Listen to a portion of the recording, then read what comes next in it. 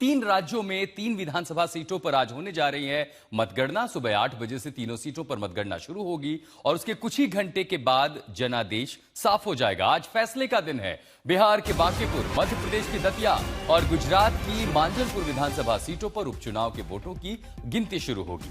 तीनों सीटों पर 30 जुलाई को वोटिंग हुई थी और आज अब फैसले की घड़ी है। तो अब से कुछ देर बाद सबसे पहले पोस्टल बैलेट की गिनती होगी, उसके बाद ईवीएम में दर्ज वोटों की गिनती की जाएगी। चुनाव आयोग ने तीन राज्यों में शांतिपूर्ण तरीके से गिनती सुनिश्चित करने के लिए सुरक्षा के कड़े इंतजाम किए हैं। बांकीपुर और दतिया में दिलचस्प मुकाबला देखने को मिलेगा। हाल के छात्र को प्रदर्शन, केंद्रीय शिक्षा मंत्री धर्मेंद्र प्रधान के इस्तीफे के बाद ये बेहद महत्वपूर्ण चुनावी नतीजे साबित हो सकते हैं। तो सुबह 8 बजे से वोटों की गिनती शुरू हो जाएगी। पहले पोस्टल बैलेट और तीन राज्यों की तीन महत्वपूर्ण सीटें। उम्मीदवारों ने पूरी ताकत लगाई और उसके बाद आज जनादेश का दिन है। सुबह 8 बजे गिनती शुरू हो जाएगी। बांकीपुर, दतिया, मांजलपुर, ये वो तीन सीटें, तीन राज्य, तीन सीटों पर उपचुनाव। तो 30 जुलाई को यहां मतदान हुए थे और आज नतीजे का दिन है। बांकीपुर में लगभग 34% वोटिंग हुई थी, बेहद कम। मांजलपुर में भी मतदान 50% के नीचे रहा था।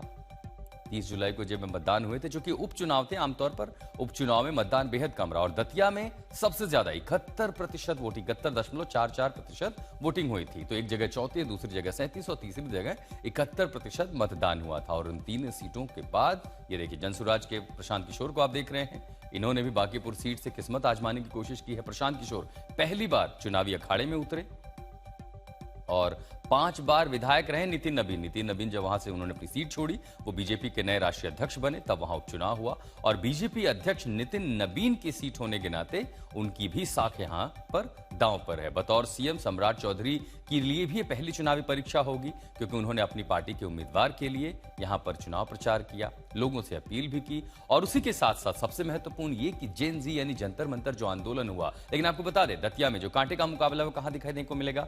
आशुतोष तिवारी बीजेपी के उम्मीदवार, उनके सामने कांग्रेस की ओर से घनश्याम सिंह। दतिया की सीट पर कांटे का मुकाबला देखने को मिलेगा। अब मांजलपुर देख लीजिए, सत्येंद्र भाई पटेल बीजेपी की ओर से और भीख भाई रबारी कांग्रेस की ओर से। और ये मुकाबला मांजलपुर सीट का है। तो ये वो दिग्गज हैं जो इस उपचुनाव में एक दूसरे के आमने सामने चुनावी मैदान में हैं।